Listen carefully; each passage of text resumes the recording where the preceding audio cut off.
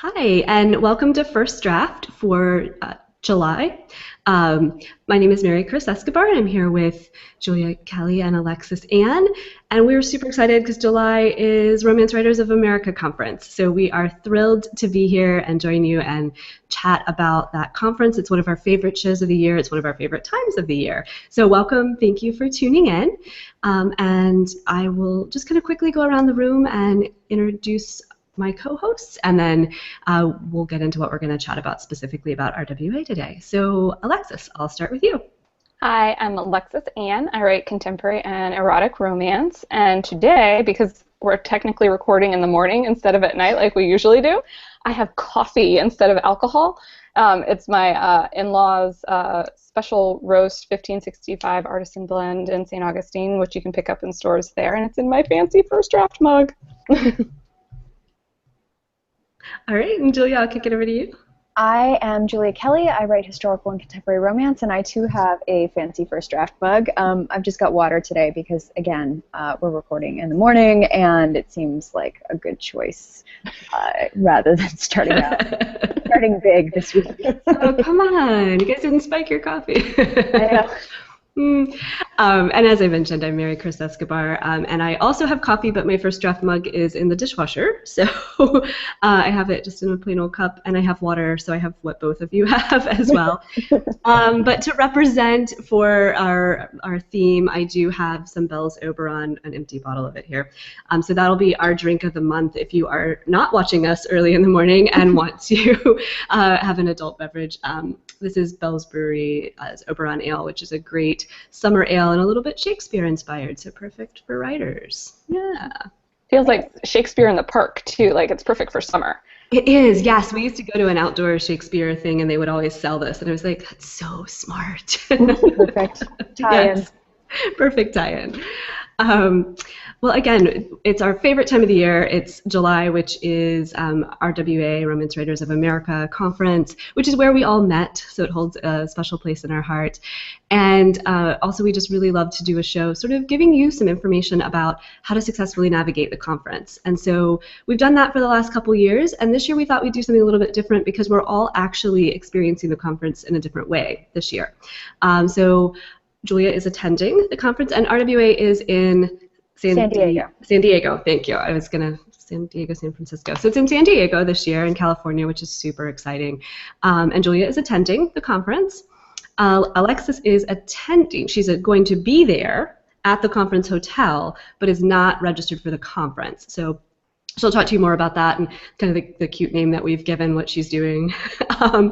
And then I am staying right here in Virginia and will not be traveling to San Diego.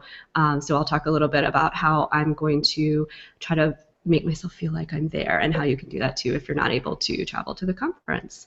So yeah, I guess let's start with you, Alexis, and just kind of, since this is a little bit different, so tell us what your plans are. And what we're calling this. So what are you doing this year? Can you tell me what we're calling this? Because I forgot. LobbyCon. Sorry, I would have said it. I was trying to not steal your thunder. I completely. It's early, okay? Yes. So for the last, how many years have we been doing this? 3 now? Mm-hmm. This will be our 4th, I think. Okay, so for the last 3 years, I've attended the conference. I've done all the workshops. I've presented at a workshop. I feel like I've done the full gauntlet of RWA. And since this year, I really concentrated on relaunching my brand and on the business end of things. I didn't know if I had it in me to do the full marathon RWA conference this year. But I was really looking forward to seeing my friends, getting that connection that you only get with other romance writers when you're in the same space together. And I also wanted to get some FaceTime and some meetings with some of the people that I work with. So I made the difficult decision to not register for the conference, but still to go to San Diego so that I could be kind of on the fringes of the conference. I've purchased a companion ticket, so I am Julia's companion during the... She's my conference boyfriend. I am. So I'm getting kind of the half treatment this year at RWA. I already have meetings with a bunch of my friends that I know I'm going to see there, which is awesome. I get to go to the breakfasts and the luncheon and the Ritas with Julia.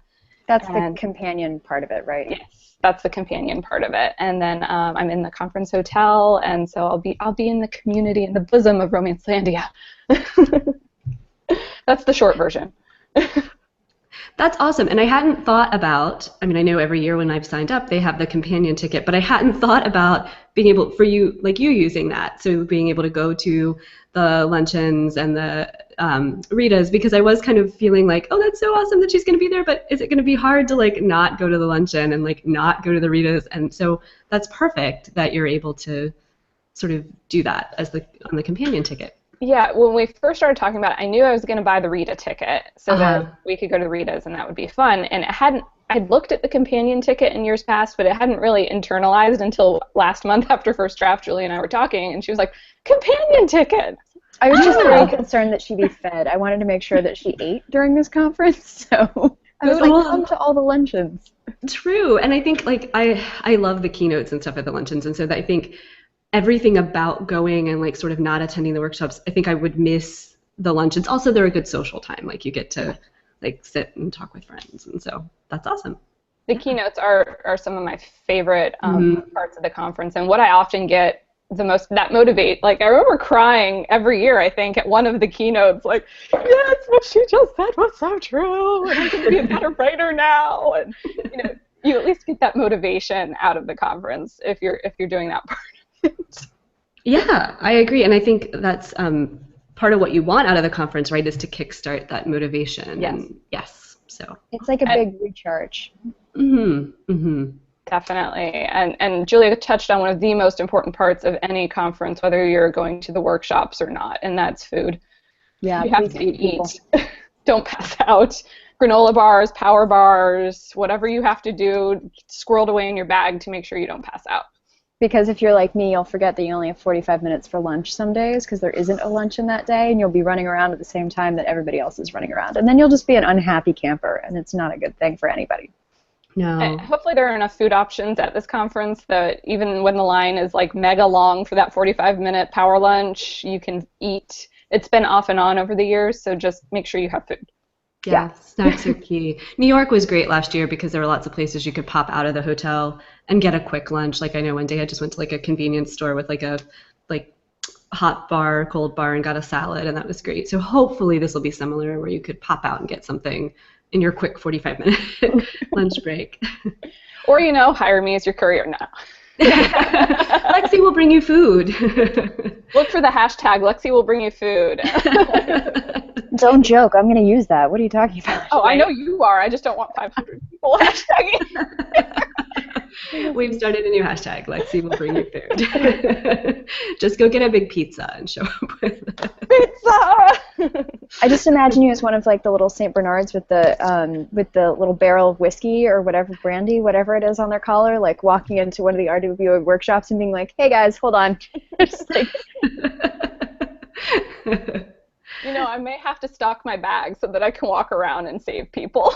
I do actually keep extra like Band-Aids and granola bars and stuff like that in my bag, specifically because I've sometimes walked up to people, and I've been this person too, where I'll walk up to them and look at them and be like, oh, you're fading. Like, you're going fast. You need some sugar. Like, let's just power through this.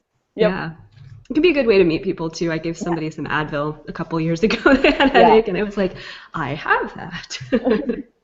It's also how you know whether or not you're friends with someone, because you ran to the Starbucks in the middle of a workshop for someone who needed a soy something latte. Yeah. Was that you two, or did Laura Von Holt do that for somebody? Somebody has done that for somebody else. Lexi definitely has brought me coffee, and she was very sweet and was like, I'll bring you coffee, too. And I was like, I have kind of a complicated coffee thing. Like, you really don't have to bring me coffee. She was like, no, I'll do it. And I was like, well, I need you to ask them to put cold soy milk in it from behind. And she was like, what? Let me write this down. I was like, I'm very low maintenance in almost every other way in my life, but coffee, I'm a little... So we bond over food at conference. There you go. Yes, sure, we do. Awesome. So, Julia, you are attending the conference as a full-fledged conference attendee. Fourth year. Fourth year. I know. I was doing that math before we came on the air, and I was like, wow, 4 years. Yeah, it's been a long time. So you want to talk a little bit about kind of what your plans are for? Sure. Yeah, it's funny. At this stage, I feel like this is the least pressure conference I've gone into because I'm in a good place. I've got some things in the works, and I've got a deal that I'm working through right now. And so this conference is very much, my hope is that it's a kind of get back to basics, take some craft classes, take some career stuff. In particular, there is a newsletter workshop that I really would like to go to. So that I'm sure conflicts with like 4 other things that I want to do also, because this is the nature of RWA. But basically what I'm trying to do is go to some of these craft and career sessions. Also make sure that I go to some publisher stuff, and my agency is doing a couple of events. But really the big thing for me is I use this as like, it's not a vacation because you're definitely not relaxing, but I use it as sort of a big romance reunion vacation-y type of thing where I get to see all these writers that I love, some of whom live out of the country, some of whom live across the country, and I get to see them once a year. And so it's a big recharge for me. It's a big kind of sit down, and just because you all work in the same industry, there are a lot of natural conversations that happen in terms of like, oh, I really had a lot of success with doing this type of Facebook group, and a lot of idea exchange, and it's really fun to be there and to be with a group of people who are all speaking your same language, because unless I specifically get together with a group of New York City writers, I find it's really hard to kind of have some of these conversations and just have this like baseline knowledge that everybody else has. So I registered for the full conference partially because of the workshops and partially because I wanted to kind of have some accessibility to signings and things like that, but also just because, I don't know, it feels like tradition at this point, and I really enjoy it. I'm also super excited that it's in San Diego. It's my home state, not quite my home city, but my home state, and I really miss it. So I was not going to miss this one. That being said, a lot of what I'm doing is also somewhat what Alexis is doing. I'm kind of have a lot of side meetings that I'm taking, and some of those are going to be really fun, like sit by the pool with a drink type of side meeting, and some of them are going to be a little bit more formal, like these are the goals that I want to accomplish, and this is what I'm hoping your company will help me do from a marketing standpoint. So it's a little bit of a mix of everything, and then I also love the keynotes, which I think it's Beverly Jenkins and Sherry Thomas this year, is that right? Doing the luncheons, I think. Anyway, if that's wrong, my apologies. We'll fix it in the show notes. But I also really love the Ritas, so that's always a really fun time too. So I'm excited that Alexis gets to be my conference boyfriend and get dressed up with me and put on a pretty dress and go and kind of celebrate the best in romance. And I always cry at the Ritas, so just because they do these like montages where they talk about like how wonderful and touching and inspiring romance is, and I'm not a big crier, but apparently that is like whatever button needs to be pushed, they push it, and I just am sitting there like, oh my god, it's so beautiful, guys, and I love this industry I'm in. It's ridiculous. But I'm really thrilled about it. So I think that this conference is going to be kind of a lot of that and a lot of meetings and a lot of seeing people. So that's why I decided to go. Awesome. Yeah. So I guess I can talk about my way of experiencing the conference a little bit. So kind of experiencing the conference from home. I guess I'll start by talking a little bit about why I decided not to go this year, which it's going to be tough, I will admit, as I'm starting to see the hashtags and I'm hearing you guys talk about your plans. And so it is hard to not be going. But sometimes you do have to make strategic decisions. I kind of had been feeling like it was sort of like Alexa said, like it was maybe time to take a break. I wasn't necessarily as interested in maybe going to some of the workshops and things this year. And I have, I've been as a presenter and as an attendee 3 times, and it just, I don't know, it feels like maybe time to take a little bit of a break, and it felt like a good year to do that since the conference is so far away and there would be quite a bit of travel expense involved in getting across the country to attend. So it just seemed like the right year to sort of step back and take a break. The conference will be in Orlando, right, next year? Yes. So super easy for me to get to that one. and I happen to know someone who lives in that area. So that's just, it makes a lot of sense to kind of for me to take a year off. You've got a limited budget for these things as a writer, and I am attending another conference with Women's Fiction Writers Association, which I just decided I was going to prioritize that this year over RWA. However, the great thing is, even from home, I am able to kind of get some of those good nuggets from keynotes, see pictures of the readers. You can actually watch the readers online. They stream them online. Last year, I believe, was the first year that they did that. But you can watch them online, and I think probably the ideal way to do that would be to watch them online and follow on Twitter with the Rita GH, so it's we'll put all this in the show notes, but it's hashtag RITAGH, so that's Rita in Golden Hearts. Probably if you watched it and followed along on Twitter, and especially followed some of your friends, it would almost be like being there and kind of like whispering around the table about what's happening. And so I think that would be a great way to sort of feel like you're having that experience and being there with folks. There's an RWA hashtag, so RWA16 is the hashtag, and there's already people tweeting on that hashtag. Honestly, like right now is not really when I want to be following it, because right now is everybody like gearing up for all the awesome pool parties and packing to go. And so I'm kind of finding I don't really want to like look at all that, because it's just making me feel like, oh, I really, really want to go. But what I do want to do is start following along once the conference starts, because any of those like awesome, inspiring nuggets of wisdom from the keynote speakers, they're going to get tweeted out on that hashtag, and you can still sort of feel the inspiration from that.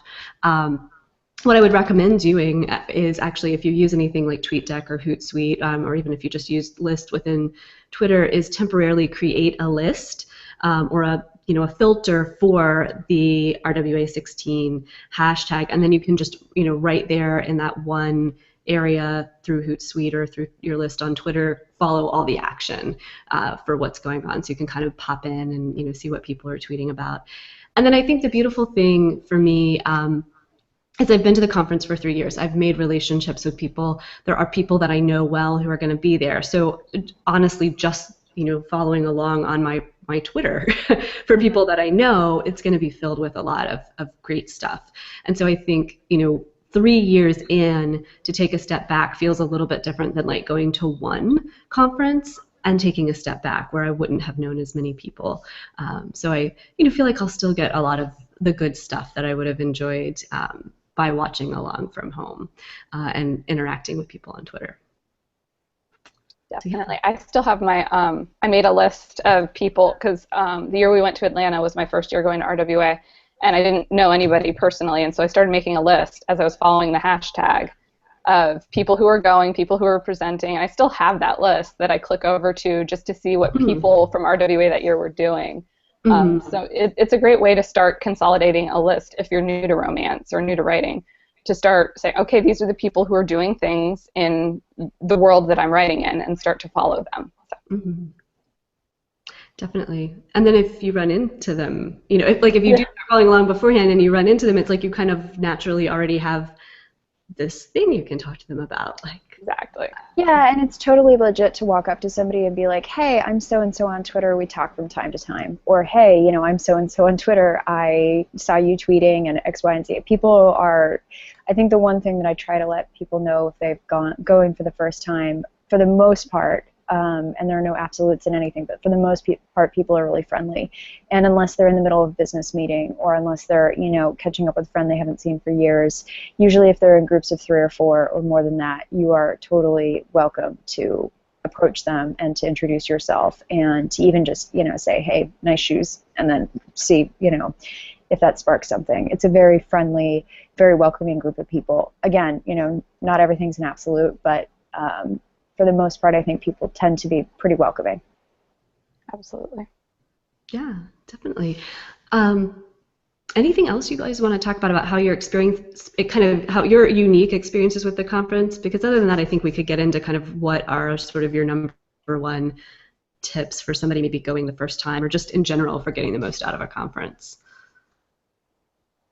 But anything else you feel like you need to talk about your particular way you're experiencing the conference? Yeah, just be super, if you're in the in-between like me, just be laid back and say hi and meet people, and and enjoy what you can. Mm-hmm. Yeah, I think being flexible helps. Like if you have the time where you don't have a, a specific time constraint, you're not meeting somebody, sometimes it can be really easy to just kind of, when you see a friend or friends or a group of people who's going off and doing something, sometimes those are the best kind of most organic times to kind of build relationships and meet people. So definitely. Yeah, good, good. Any advice that you all have for somebody who's going the first time to RWA? So much advice. So what's your sort of number one, like top two or top three pieces of advice? My big piece of advice is take care of yourself, because this is a long series of days. So I literally have a conference planner written out right now, and in it it says, have you had breakfast? Have you had lunch? Have you had dinner? Did you take some me time? How are you doing? And like just trying to check in, and kind of every once in a while I'll be like, I'm hungry. I should take care of that and not ignore that, because day one is obviously different energy levels than day 4, and so I think it's very easy to burn out.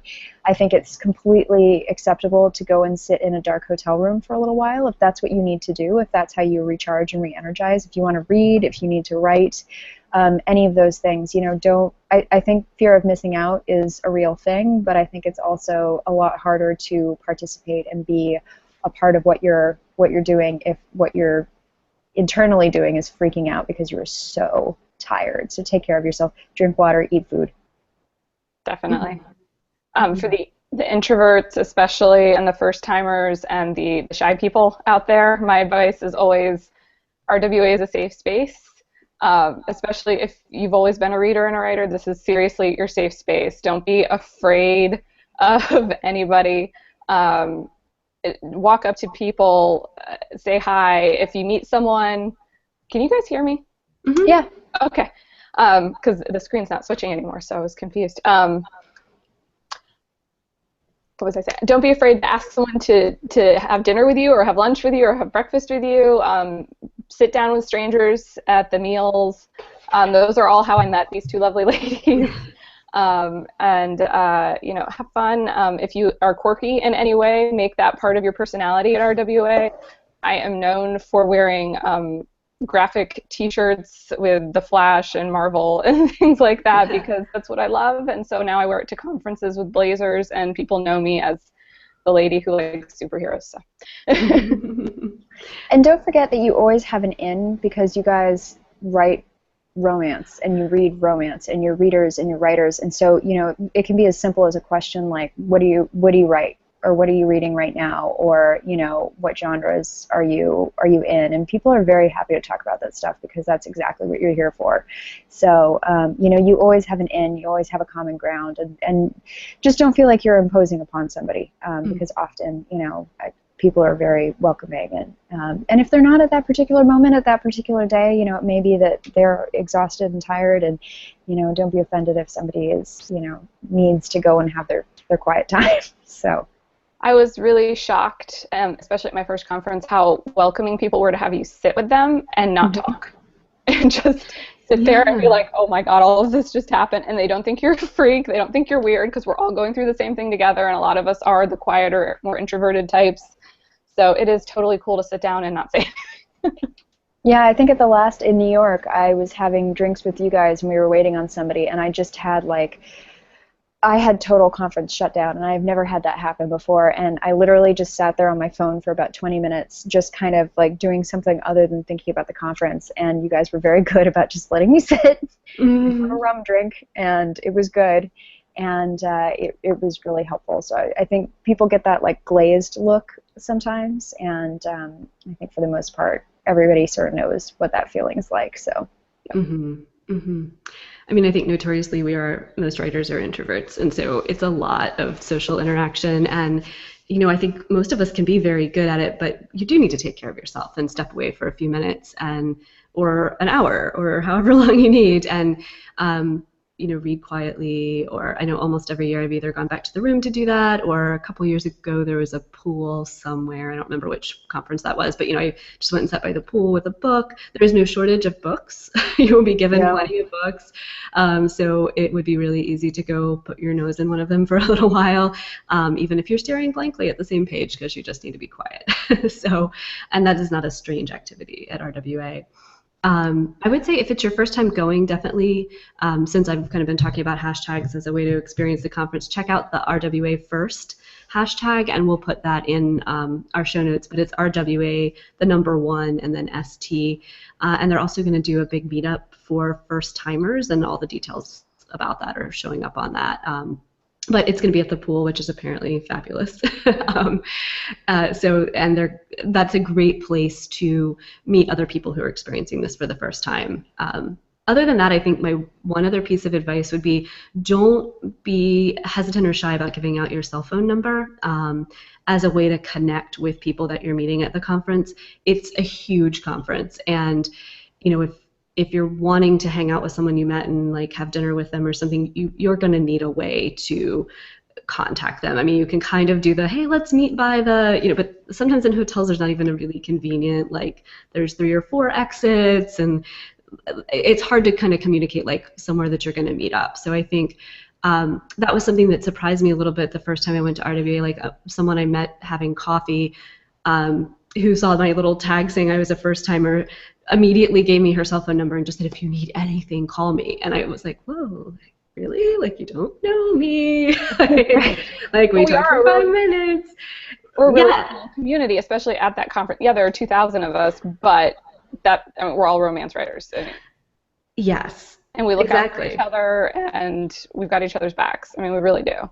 Exactly, which is what I learned really quickly, and that made such a good impression on me that somebody so immediately was willing to offer something like that. So I would encourage you, as you're meeting people, either just immediately put it in your phone or jot it down on the back of their business card so that you can continue to connect. And then the super fun thing, I remember, because you and I and the 3 of us all did that the first year, and then I didn't stay for the Ritas the first year that I went, and you guys kept like texting me during and it was like, it really made me feel great, like, oh, I'm leaving, but like I'm not losing the connection with these people that I met.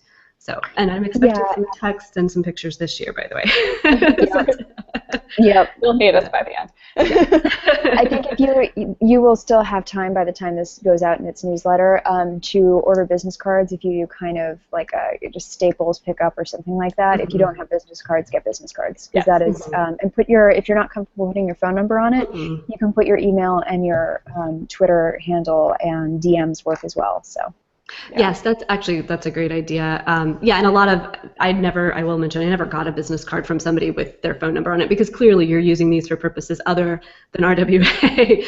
But a lot of times people would jot their cell phone number down on the card and hand it to me. Definitely. But you're right, DMs through Twitter or notification or Messenger through Facebook would work much like a text. So anything to just sort of make that connection with people. Definitely. Yeah. I think we've pretty much covered what we need to cover. Any last minute things that? Oh, if you're a first timer, wear your first timer's badge. It's not a badge of shame. It's a wonderful, wonderful thing, and people will be very welcoming towards you if you do. So that's my piece of advice. People like seeing those first timers badges. Definitely, and it's a natural conversation starter because people will walk up to you and say, oh, it's your first time, like, what do you write? So definitely. One last thing I thought of when you said that, if you're struggling with how to start a conversation with someone, just compliment their dress. There's lots of pretty clothes, shoes, yes, or their shoes. Like, so I think, I ended up, I always feel a little bit, and I'll say this too in case anybody's in this situation, I do read romance, but I primarily read, women's fiction, the genre I write in, so I always feel a little bit like there's probably some super famous people and I don't really know who they are, and so I always feel a little bit awkward about that. But I remember the very first year I was at RWA, I sat down next to somebody wearing like this gorgeous dress, and it was just like, oh, your dress is so pretty, like, I love it. And we had this whole conversation, and I found out later that she was Kate Perry, who's like a best-selling author, and like I had no idea who I was talking to, and she was fine. Like, you know, we had a great conversation about, I don't know, traveling to the conference and her pretty dress and her great shoes, and you know, so people are definitely coming into this with no expectation that, you know, that you fan all over them and say, oh my gosh, like I've read all your books. Just talk to people. Yeah. All right. Well, I think that's it. So I guess we'll do like one last little round. But thank you all again for watching, and for those of you going to RWA or however you're going to experience it, enjoy the experience this year. So we'll go back around and just kind of talk about anything we want to promote quickly. So Alexis, I'll throw it over to you.